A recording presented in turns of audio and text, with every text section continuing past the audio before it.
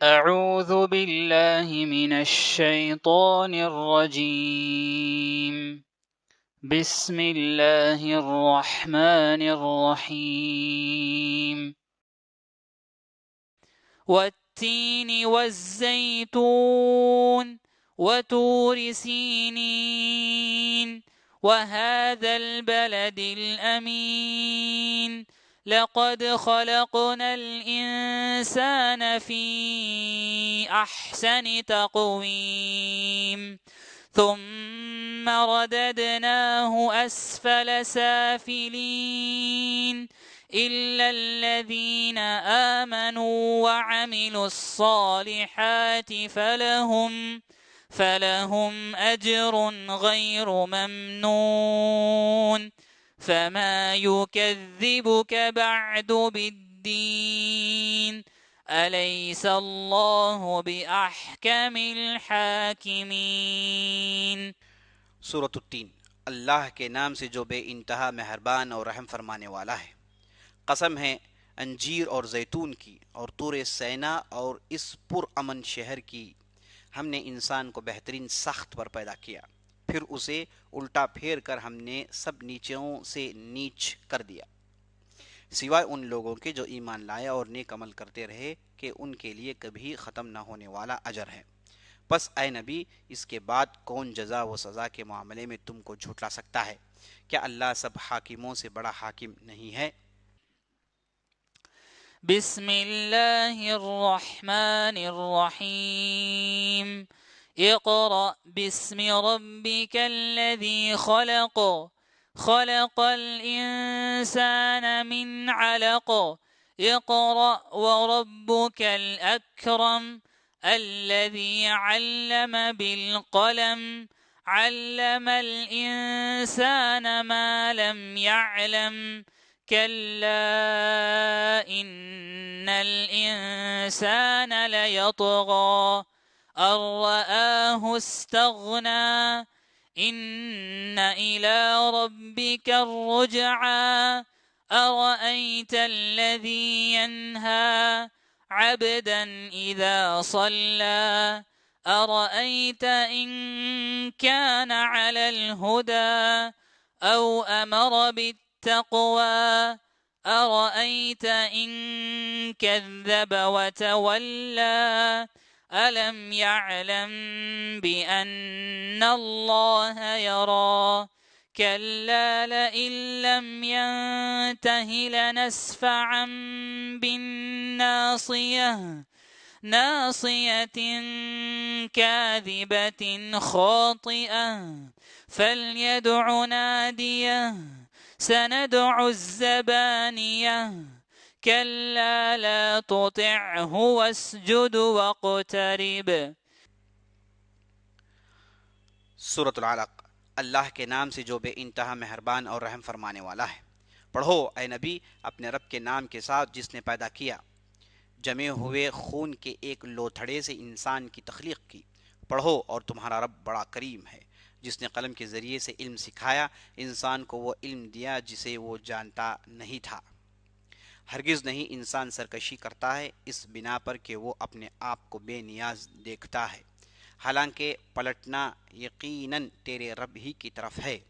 تم نے دیکھا اس شخص کو جو ایک بندے کو منع کرتا ہے جبکہ وہ نماز پڑھتا ہو؟ تمہارا کیا خیال ہے اگر وہ بندہ راہ راست پر ہو یا پرہیزگاری کی تلقین کرتا ہو؟ تمہارا کیا خیال ہے اگر یہ منع کرنے والا شخص حق کو جھٹلاتا اور منہ موڑتا ہو؟ کیا وہ نہیں جانتا کہ اللہ دیکھ رہا ہے؟ ہرگز نہیں، اگر وہ باز نہ آیا تو ہم اس کی پیشانی کے بال پکڑ کر کھینچیں گے، اس پیشانی کو جو جھوٹی اور سخت خطا کار ہے۔ وہ بلا لے اپنے حامیوں کی ٹولی کو، ہم بھی عذاب کے فرشتوں کو بلا لائیں گے۔ ہرگز نہیں، اس کی بات نہ مانو اور سجدہ کرو اور اپنے رب کا قرب حاصل کرو۔ بسم اللہ الرحمن الرحیم۔ إنا أنزلناه في ليلة القدر وما أدراك ما ليلة القدر ليلة القدر خير من 1000 شهر تنزل الملائكة والروح فيها بإذن ربهم من كل أمر سلام هي حتى مطلع الفجر۔ سورۃ القدر، اللہ کے نام سے جو بے انتہا مہربان اور رحمان ہے۔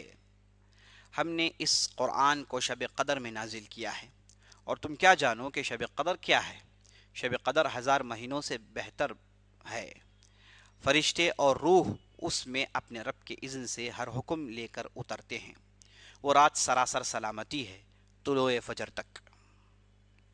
السلام علیکم ورحمۃ اللہ وبرکاتہ۔ بسم اللہ والحمد للہ والصلاة والسلام علی رسول اللہ وعلى آله وصحبه ومن والاه وبعد، فقال الله تبارك وتعالى: والتين والزيتون وطور سينين وهذا البلد الأمين إلى آخر السورة۔ محترم ساتھیو، عزیز دوستو، ماؤں بہنوں اور خواتین اسلام، ہم گزشتہ کی کئی مجلسوں سے جز عام کی تشریح و تفسیر سنتے ہوئے چلے آ رہے ہیں۔ اللہ کے فضل و کرم سے اکثر اس جز کے صورتوں کی تشریح و تفسیر ہم نے سن لی۔ قرآن سمجھنے کی کوشش کرنا، قرآن پڑھنے کی کوشش کرنا، یہ وہ لوگ ہیں جن کے تعلق سے آپ صلی اللہ علیہ وسلم نے کہا: خیرکم من تعلم القرآن وعلمہ، تم میں سے سب سے بہتر وہ لوگ ہیں جو قرآن سیکھتے ہیں اور سکھاتے ہیں۔ تو عزیز دوستو، قرآن سیکھنا، سکھانا، پڑھنا، سمجھنا، اس کی جو ہے فہم طلبی کرنا، یہ سب ایسے کار خیر ہیں جنہیں آپ سب سے بہتر کار خیر سمجھ سکتے ہیں۔ تو اس مبارک گھڑی میں قرآن کی صحبت کے ساتھ چند صورتوں کی تفسیر لے کر ہم پھر حاضر ہوئے ہیں۔ اللہ سے دعا کرتے ہیں کہ اللہ رب العزت ہماری محنتوں کو قبول فرمائیں۔ چلیے سورۃ التین سے آغاز کرتے ہیں۔ بسم اللہ الرحمن الرحیم۔ سورۃ التین یہ مکی صورت ہے، اگرچہ کہ اس میں بعض لوگوں نے دوسری بھی رائے اختیار کی ہے، لیکن آیات کے مطالعے سے یہ بات واضح ہوتی ہے کہ یہ صورت مکی صورت ہے۔ بسم اللہ الرحمن الرحیم۔ والتین والزیتون، انجیر کی قسم اور زیتون کی قسم۔ وطور سینین، اور سینا کے طور کی قسم۔ تو اس صورت کے آغاز میں اللہ سبحانہ و تعالیٰ نے ان 3 چیزوں پر قسم اٹھائی، پہلے انجیر، پھر زیتون، پھر سینا کا وہ پہاڑ، وَهَذَا الْبَلَدِ الْأَمِينَ، اور یہ مبارک بستی یعنی مکہ مکرمہ۔ تو اس اعتبار سے ان آیتوں میں 4 چیزوں پر قسم اٹھائی گئی۔ پہلے انجیر اور زیتون۔ انجیر پر قسم کیوں؟ زیتون پر قسم کیوں؟ اس تعلق سے ہم تفسیر کا مطالعہ کرتے ہیں تو یہ بات معلوم ہوتی ہے، اصل میں مقصد یہاں پر جہاں انجیر اگتا ہے، جہاں زیتون اگتا ہے، اس کی اللہ سبحانہ و تعالیٰ نے قسم اٹھائی۔ جہاں انجیر اگتا ہے وہ ہے فلسطین کی زمین، اور جہاں زیتون اگتی ہے وہ ہے شام کی زمین۔ تو اللہ سبحانہ و تعالیٰ نے فلسطین اور شام کی زمینوں پر قسم اٹھائی، کیونکہ یہ ایسی جگہ ہے جہاں پر اللہ سبحانہ و تعالیٰ نے انبیاء علیہم السلام کو مبعوث کیا۔ جتنے بھی ہم بڑے انبیاء دیکھتے ہیں وہ انہی علاقوں سے آئے ہیں، خاص طور پر اولو العزم من الرسل، جو انبیاء علیہم السلام میں اور رسولوں میں جو بلند پائے رسول ہیں، وہ انہی علاقوں سے آئے تھے۔ تو وہ زمینیں اور وہ زمین کافی بابرکت زمین ہے، اور قرآن نے بھی اللہ سبحانہ و تعالیٰ نے اس زمین کو بڑی بابرکت زمین کہا۔ سبحان الذي اسرى بعبده ليلا من المسجد الحرام الى المسجد الاقصى الذي باركنا حوله۔ تو اللہ سبحانہ و تعالیٰ نے ان زمینوں کے آس پاس برکتیں نازل کی ہیں۔ تو بعض مفسرین نے یہ بھی کہا کہ پہلے 3 کا اشارہ یعنی انجیر کا اشارہ عیسیٰ علیہ السلام کی زمین سے ہے، اور اس کے بعد زیتون کا اشارہ شام کی زمین سے ہے۔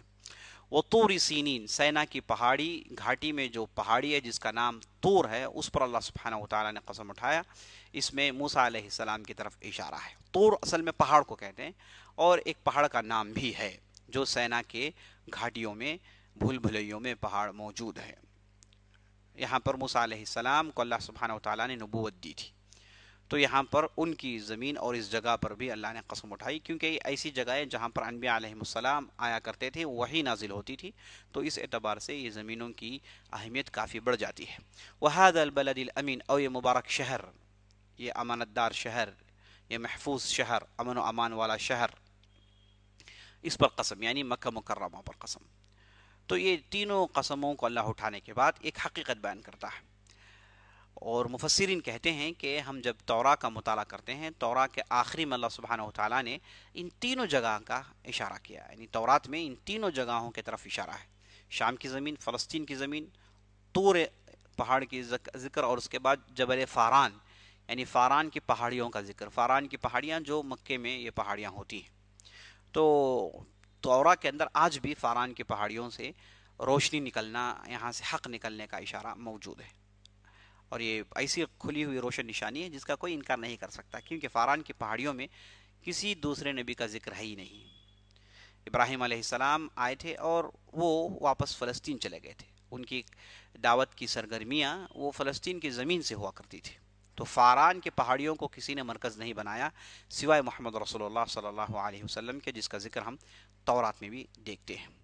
تینوں چیزوں پر قسم اٹھانے کے بعد اللہ سبحانہ وتعالی جواب القسم کے طور پر کہتا ہے لقد خلقنا الانسان فی احسن تقویم، ہم نے انسان کو ایک بہترین ڈھانچے میں بنایا ہے، پیدا کیا ہے۔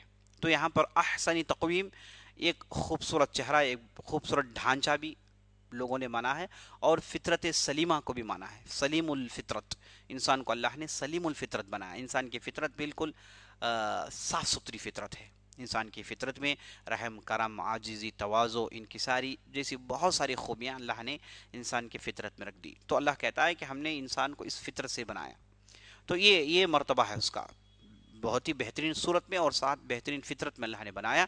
ثم رددناہ اسفل سافلین، جب وہ یہ انسان بلد پایا، انسان جب غلطیاں کرتا ہے، برائیوں میں ملوث ہوتا ہے، برائیوں میں حد سے زیادہ تجاوز کرتا ہے، تو وہ بالکل نچلے درجے میں آ جاتا ہے۔ اسفل سافلین کے متعلق سے مفسرین نے کہا کہ بالکل نچلا درجہ، اور بعض تفسیروں میں یہ بھی بات لکھی ہوئی ہے، معتبر تفسیروں میں اسفل سافلین سے مراد جہنم، یعنی جب وہ اپنی فطرت کی مخالفت کرتا ہے، برائیوں میں ملوث ہو جاتا ہے، تو وہ جہنم کے رہنے والوں میں سے بن جاتا ہے، یعنی اتنے چڑھاؤ ساتھ ساتھ اتنا اتار۔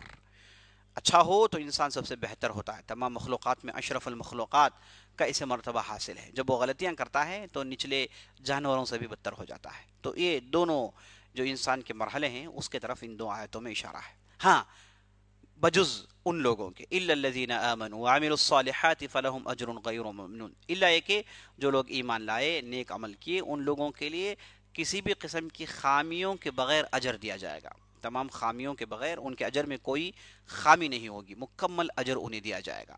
تو یہاں پر ایمان جو لاتے ہیں، نیک عمل کرتے ہیں، یہ وہ لوگ ہیں جو اپنے فطرت سلیمہ میں رہتے ہیں، اور یہ وہ لوگ ہیں جنہیں جہنم سے اللہ سبحانہ وتعالی بچا لے گا ان کے نیک عمل کرنے کی وجہ سے۔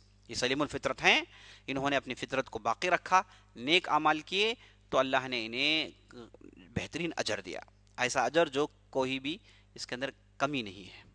فما یکذبک بعد بالدین، اچھا یہ حقیقت بیان کرنے کے بعد اب اللہ کہتا ہے کہ اس کے بعد کون ہے جو آپ کی اس رسالت کا انکار کر سکتا ہے؟ کیسے ممکن ہے؟ یہ حقائق ہیں، یہ سب کچھ انہوں نے دیکھ لیا ہے، اس کے باوجود کیسے قیامت کا انکار ان کے لیے ممکن ہے؟ الیس اللہ باحکم الحاکمین، کیا اللہ بہترین فیصلے کرنے والوں میں سے نہیں ہے؟ کیا اللہ کا فیصلہ سب سے بہتر فیصلہ نہیں ہے؟ یہاں پر قتادہ وغیرہ کی روایت ہے جو مرسل ہے، اس میں کہا گیا ہے کہ آپ صلی اللہ علیہ وسلم جب بھی اس آیت پر اختتام کرتے تو آپ صلی اللہ علیہ وسلم کہتے ہیں بلا وانا ذلک من الشاہدین، ہاں میں شہادت دینے والوں میں سے ہوں کہ اللہ بہترین حکم کرنے والا ہے، فیصلہ کرنے والا ہے۔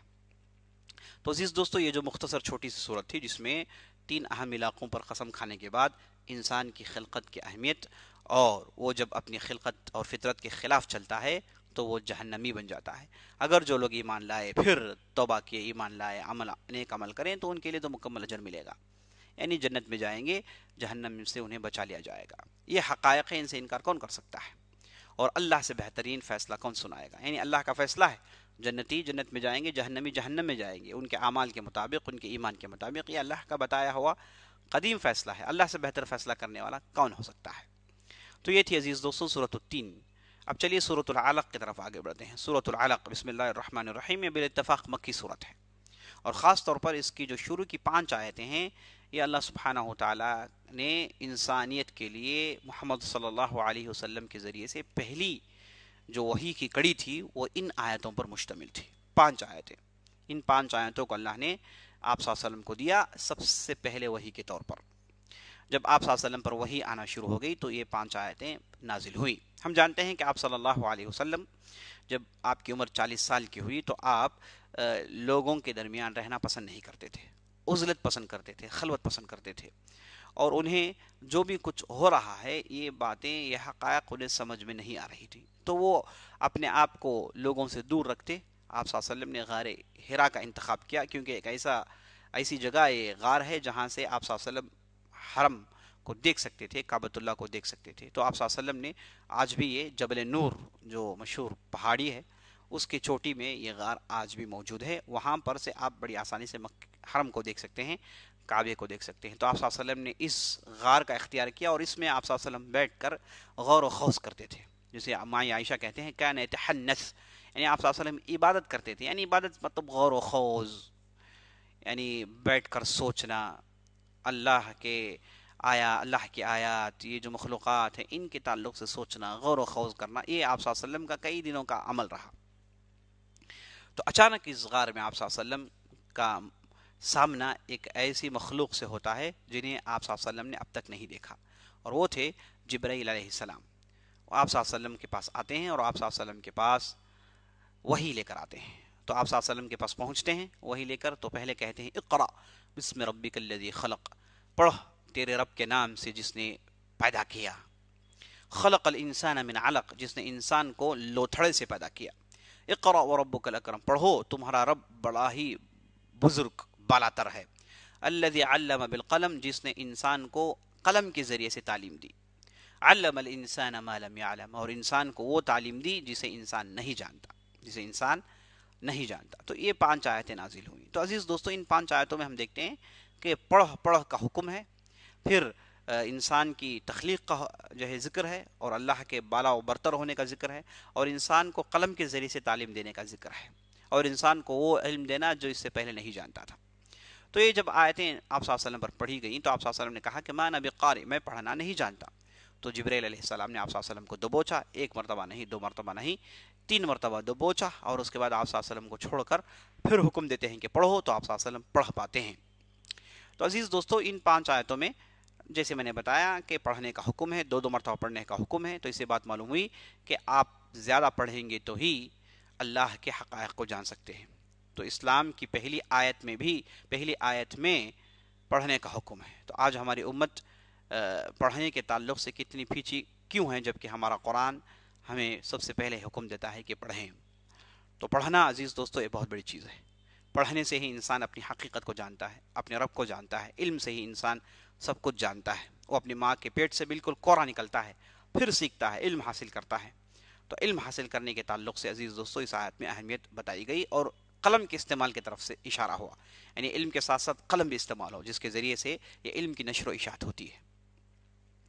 کلا، اب دیکھیے 5 آیتوں کے بعد ایک دوسرے موضوع کی طرف آگے بڑھا جا رہا ہے۔ یہ آیتیں اس وقت نازل ہوئیں جب ابو جہل، یعنی اس کے بعد کی آیتیں اس وقت نازل ہوئیں جب ابو جہل نے یہ وعدہ کیا کہ جب محمد صلی اللہ علیہ وسلم حرم میں نماز پڑھنے کے لیے آئیں گے تو ان کے گردن میں بچے دان کسی اونٹنی کا لا کر ان کے سر پر رکھ دیں گے، جس سے ان کو اذیت ہوگی، یعنی نماز کی حالت میں اذیت دینے کا وعدہ کرتا ہے۔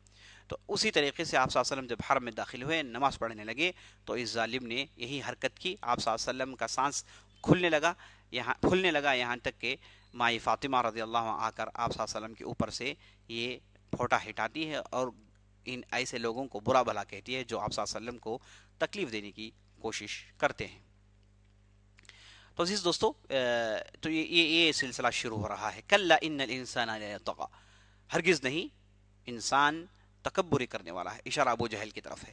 اور استغنى، جب وہ اپنے آپ کو دیکھتا ہے کہ وہ رب سے بے نیاز ہو گیا۔ ان الی ربک الرجعی، اس آدمی کو جان لینا چاہیے کہ وہ واپس اللہ تیرے ہی رب کی طرف لوٹنے والا ہے۔ ارأیت الذی ینہی عبدا اذا صلی، کیا مجھے خبر دیں، کیا یہ آدمی جسے روک رہا ہے وہ تو آدمی نماز پڑھ رہا تھا، وہ تو نماز پڑھنے والا ہے، نماز پڑھتے وقت اس نے روکنے کی کوشش کی. اور اَرَأَيْتَ إِن كَانَ عَلَى الْهُدَى أَوْ أَمَرَ بِالتَّقْوَى، یعنی ایسے آدمی کو نماز پڑھنے سے روکتے ہو، اذیت دے رہے ہو، جس کا حکم کیا ہے، اس کی غلطی کیا ہے، وہ تو ہدایت کے راستے پر ہے اور تقوی کا حکم دیتا ہے. یعنی یہ جو تم کر رہے ہو اس کے ساتھ، یہ کیا اس بنیاد پر کر رہے ہو کہ اس نے کوئی غلطی کی؟ نہیں، اس کی غلطی تو صرف یہ ہے کہ وہ ہدایت پر ہے اور تقوی کا حکم دیتا ہے. ایسے اچھے حکم دینے والے کے ساتھ یہ سلوک. اور اَرَأَيْتَ إِن كَذَّبَ وَتَوَلَّى أَلَمْ يَعْلَمْ بِأَنَّ اللَّهَ يَرَى، یعنی مجھے بتا، اللہ سبحانہ وتعالیٰ یہ ظالم کو دیکھ کر کہتا ہے کہ مجھے بتا، اگر یہ جھوٹ بولے اور منہ پھیر کر بھاگے، کیا یہ نہیں جانتا کہ اللہ اسے دیکھ رہا ہے؟ یعنی یہ جو یہ کہتا ہے کہ اللہ سب کو دیکھ رہا ہے، عذاب دے گا قیامت کے دن، یہ سب کی تعلیم دینے والا ہے، اس کا ایمان ہے کہ اللہ اسے دیکھ رہا ہے، تو یہ اگر جھوٹ بولے، منہ پھیر کر بھاگے، تو یہ نہیں جانتا کہ اللہ سے دیکھ رہا ہے؟ یعنی یہ جاننے والا ایسا نہیں کر سکتا، یہ معنی ہے اس کا. کَلَّا لَئِن لَّمْ يَنْتَهِ لَنَسْفَعًا بِالنَّاصِيَةِ، اللہ کہتا ہے کہ ابو جہل اپنے ان کرتوتوں کو نہ چھوڑے تو ہم اس کے ماتھے کے پیشانی کے بالوں کو پکڑ کر گھسیٹیں گے. لَنَسْفَعًا بِالنَّاصِيَةِ، گھسیٹیں گے. نَاصِيَةٍ كَاذِبَةٍ خَاطِئَةٍ، یہ ایسی پیشانی ہے، ایسی جو ہے پیشانی ہے جو جھوٹی ہے اور غلط کار ہے، خطا کار ہے. فَلْيَدْعُ نَادِيَهُ، اللہ کہتا ہے کہ یہ اپنے لوگوں کو بلا لیں، کیونکہ یہ ہمیشہ آپ صلی اللہ علیہ وسلم کو یہ کہہ کے دھمکی دیتا تھا کہ میں اپنے لوگوں کو لے کر آؤں گا، میں میری کلب کو لے کر آؤں گا، میرے لوگ جس میں عتبہ، ربیعہ، ولید، عقبہ جیسے بڑے بڑے سردار ہیں انہیں لے کر آ جاؤں گا، کیونکہ یہ سب کفر کے سرغنے تھے جو ابو جہل کا ساتھ دے رہے تھے. تو ابو جہل ان لوگوں پر زیادہ اعتماد کرتا تھا، بار بار ان کا ذکر وہ زبان میں کرتا تھا. تو اللہ نے کہا فَلْيَدْعُ نَادِيَهُ، جائیں اپنے لوگوں کو لے کر آئیں. سَنَدْعُ الزَّبَانِيَةَ، ہم ملائکہ کو لے کر آئیں گے. زبانیہ وہ ملائکہ کو کہتے ہیں جو جہنم کے ذمہ دار ہیں، جہنم کے جو ذمہ دار ہیں جن کی تعداد 19 کی ہے، یہ گروہ کو زبانیہ کہتے ہیں، اس گروہ کو زبانیہ کہتے ہیں. سَنَدْعُ الزَّبَانِيَةَ، ہم ہمارے فرشتے ہیں انہیں لے کر آئیں گے، عذاب کے فرشتوں کو لے کر آئیں گے. مقابلہ اللہ کہہ رہا ہے کَلَّا لَا تُطِعْهُ وَاسْجُدْ وَاقْتَرِب، ہرگز نہیں، نہ تم اس کی اطاعت کرو، نہ تم اسے سنو، بلکہ اپنے آپ کو عبادت میں مصروف رکھو. سجدے میں جاؤ، اپنے آپ کو عبادت میں مصروف رکھو، وہاں سے تمہاری مدد ملنے والی ہے، وہاں سے تمہاری جو ہے ترقی ہونے والی ہے. تو یہ عظیم صورت عزیز دوستو، یہ 19 آیتیں یہاں پر اختتام کر رہی ہیں. تو اس صورت میں ہم نے دیکھا کہ شروع کی 5 آیتوں کا ایک موضوع الگ، اس کے بعد کی آیتوں کا موضوع الگ. شروع کی 5 آیتوں میں انسان کی خلقت، آپ صلی اللہ علیہ وسلم کو پڑھنے کا حکم، اس کی بعد کی آیتوں میں ابو جہل جیسی شخصیت، جو بدترین شخصیت، کفر کا سر تھا، اسے لے کر ڈانٹا گیا اور اسے براہ راست اسے دھمکی دی گئی اور اس کی کرتوتوں پر رد کیا گیا. تو عزیز دوستو، یہاں پر اس صورت کا اختتام ہو رہا ہے. چلیے اب اس کے بعد کی صورت کی طرف آگے بڑھتے ہیں. اس کے بعد کی صورت ہے سورۃ القدر. سورۃ القدر، اس کے تعلق سے بھی اکثر مفسرین، جمہور کا قول یہی ہے کہ یہ مکی صورت ہے، یہ مکے میں نازل ہوئی، اگرچہ کہ اس میں لیلۃ القدر کی بات ہے، رمضان کی بات ہے، لیکن یہ مکی صورت ہے، مکے میں یہ صورت نازل ہوئی. اِنَّا أَنزَلْنَاهُ فِي لَيْلَةِ الْقَدْرِ، بلا شبہ ہم نے اسے لیلۃ القدر میں نازل کیا. کسے نازل کیا؟ اس سے یعنی اشارہ قرآن کی طرف، ہم نے بلا شبہ قرآن کو لیلۃ القدر میں نازل کیا. لیلۃ القدر عزیز دوستو، اس تعلق سے ہم جانتے ہیں کہ یہ رمضان کے آخری عشرے کے طاق راتوں میں پڑتی ہے. کبھی 21 ہو سکتا ہے، کبھی 23، کبھی 25، کبھی 27، کبھی 29. ان 5 راتوں میں ایک رات یہ ہے لیلۃ القدر کی رات ہے. اور 27ویں رات کے تعلق سے بعض تابعین، تبع تابعین کا قول ہے کہ زیادہ امکان ہے لیلۃ القدر اس میں ہونے کا، زیادہ ارجا لیلہ، زیادہ امکان ہے، لیکن کنفرم نہیں. کنفرم سمجھ کر اسی ہی کو پکڑ کر بیٹھے رہنا یہ غلط بات ہے. ان 5 راتوں میں محنت کرنی چاہیے، بلکہ پورے 10 عشرے آخری جو حصہ ہے، یہ پوری راتیں بڑی بابرکت والی راتیں ہیں. اللہ دعائیں قبول کرتا ہے، گردنوں کو جہنم سے رہا کرتا ہے. تو ایسی جو ہے راتوں میں استفادہ کرنا چاہیے. تو وہ سے مراد قرآن. وما ادراک ما لیلۃ القدر، آپ کو کیا معلوم ہے کہ لیلۃ القدر کس مرتبت والی، کس منزلت والی آیت ہے.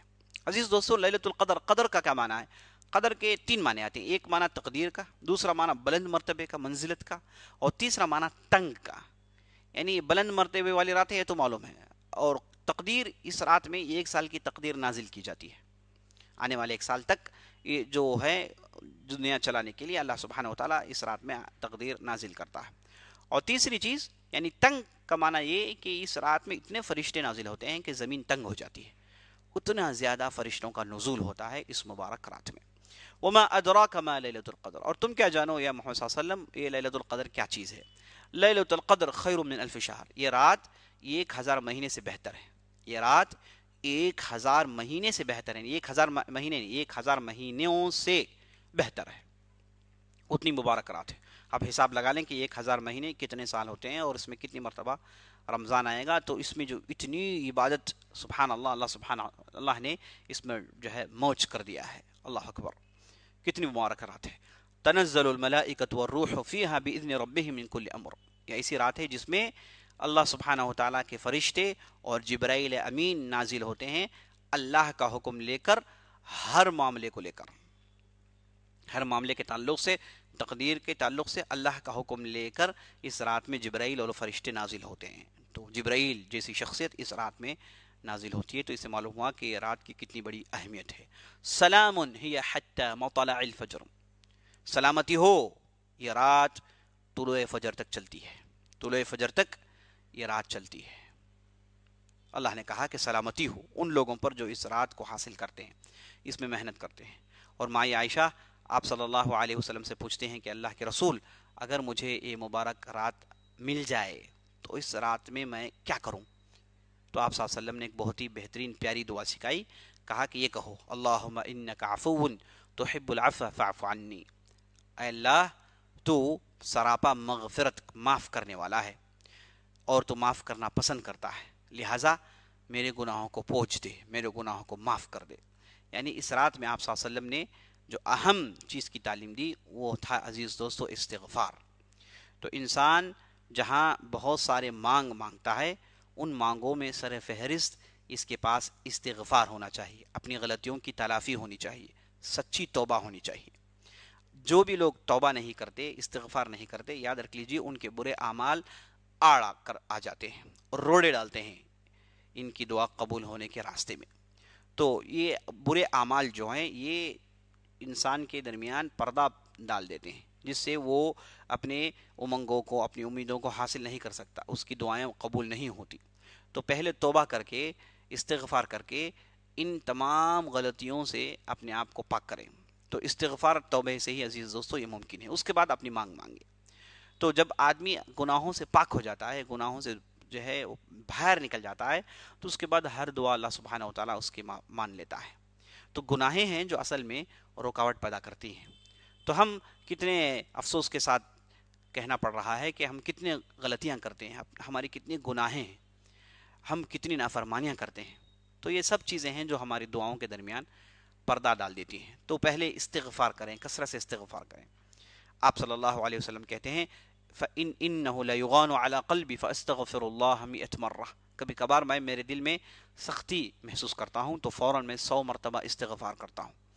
صحابہ کہتے ہیں کہ ہم آپ صلی اللہ علیہ وسلم کو کبھی کبھار مجلس میں گنتے ہیں کہ کتنے مرتبہ آپ صلی اللہ علیہ وسلم استغفار کرتے ہیں، تو کبھی کبھار 70 سے زیادہ مرتبہ آپ صلی اللہ علیہ وسلم استغفار کیا کرتے تھے۔ تو استغفار عزیز دوستو یہ اس مہینے کا شعار ہے، یہ اس مہینے کا سلوگن ہے۔ اور اس صورت میں عزیز دوستو جو ہم کو بات معلوم ہوئی کہ جو مبارک رات ہے، اس میں ماں عائشہ کے ذریعے سے جو بات ہم کو معلوم ہوئی وہ ہے استغفار۔ آدمی کثرت سے استغفار کریں، اللہ کے ہاں رجوع کرتا رہے، بار بار رجوع کرتا رہے، استغفار کرتا رہے، اٹھے بیٹھے استغفار کرتا رہے، اور قرآن کی تلاوت کریں، اپنے گناہوں کو سوچ سوچ کر اللہ کے ہاں معافی مانگیں، اپنے رزق کو حلال بنائیں، اپنے کپڑوں کو حلال بنائیں، ہر وہ چیز جو اس کے پیٹ میں جاتی ہے اسے وہ حلال بنانے کی کوشش کریں، اس سلسلے میں توبہ کریں، کیونکہ حرام رزق پیٹ میں جائے تو دعا قبول نہیں ہوتی۔ آپ صلی اللہ علیہ وسلم سے ثابت ہے کہ آپ صلی اللہ علیہ وسلم نے کہا کہ کبھی کبھار ایک آدمی بڑی لمبی سفر کرتا ہے، اس کے بال پرا گندے ہیں، اس کے ہاتھ پرا گندے ہیں، اور ہاتھ اٹھا کر کہتا ہے یا رب یا رب مطعمه حرام وملبسه حرام ومشربه حرام فأنا يستجاب له، ہاتھیں اٹھا کر اس قسم پرسی کی حالت میں، اس پریشان کن حالت میں ہاتھ اٹھا کر دعا کرتا ہے۔ ایسی حالت میں اللہ سبحانہ و تعالی عام طور پر دعا قبول کرتا ہے، لیکن یہ بندہ جس کا پہننا حرام ہے، کھانا حرام ہے، پینا حرام ہے، تو اس کی دعا کہاں سے قبول ہو سکتی ہے؟ آپ صلی اللہ علیہ وسلم کہتے ہیں یعنی ہے حالت، ایسی حالت ہے جہاں دعائیں قبول ہوتی ہیں، اس حالت میں ہے، اس مرحلے کو پہنچ چکا ہے، لیکن غذا اس کی حرام ہے، اس کا پینا حرام ہے، اس کا پہننا حرام ہے، یہ تمام حرام چیزیں رکاوٹیں پیدا کرتی ہیں دعا قبول ہونے سے۔ تو عزیز دوستو، حرام سے آدمی اپنے آپ کو محفوظ رکھیں، اپنے پیٹ کو حلال سے بھریں۔ جب آدمی حلال سے پیٹ بھرتا ہے تو اس کی دعائیں قبول ہوتی ہیں اور اس مال میں برکت ہوتی ہے۔ کتنے لوگ ہیں جو حرام میں ڈھیر سارا مال رکھے ہیں لیکن ان کی اولاد بدترین قسم کی اولاد ہے اور ان کی مال کو لوٹ لیا جاتا ہے، بیمار ہو جاتے ہیں، ہسپتال میں سارا پیسہ خرچ ہو جاتا ہے اور مال ہونے کے باوجود اطمینان نہیں، چین نہیں، سکون نہیں۔ یا جان لیجئے یہ سب کچھ حرام کی وجہ سے۔ جس کے پاس حلال ہے، پیسے مختصر بھی ہوں، اللہ اس کے اندر اتنی برکت پیدا کرتا ہے کہ اس کے ذریعے سے بہت کچھ وہ کر سکتا ہے اور اس کے ساتھ ساتھ زندگی میں اطمینان، سکون، چین، سب کچھ اللہ سبحانہ و تعالیٰ رکھ دیتا ہے۔ تو حرام کمائی، حلال کمائی، یہ دو ایسی چیزیں ہیں جس نے اس پر عمل کیا اور اسے اپنی زندگی میں لایا، وہی اس سے محسوس کر سکتا ہے۔ تو عزیز دوستو، یہاں پر اپنی بات ختم ہوتی ہے، یہاں پر اس صورت کی تفسیر بھی ختم ہوتی ہے۔ انشاءاللہ آئندہ مجلس میں ہم آپ کے پاس دوبارہ حاضر ہوں گے، تب تک کے لیے اجازت دیجیے اور ضرور سبسکرائب کریں اور لنک جو بٹن ہے اسے دبائیں اور اسے شیئر کریں، اور آپ جیسے فائدہ اٹھا رہے ہیں ویسے دوسرے بھی اس سے فائدہ اٹھائیں، اس کے لیے کوشش کریں۔ اللہ سے ہم دعا کرتے ہیں کہ اللہ رب العزت ہماری محنتوں کو قبول فرمائے۔ سبحان ربک رب العزت عما یصفون وسلام علی المرسلین والحمد للہ رب العالمین، والسلام علیکم ورحمۃ اللہ وبرکاتہ۔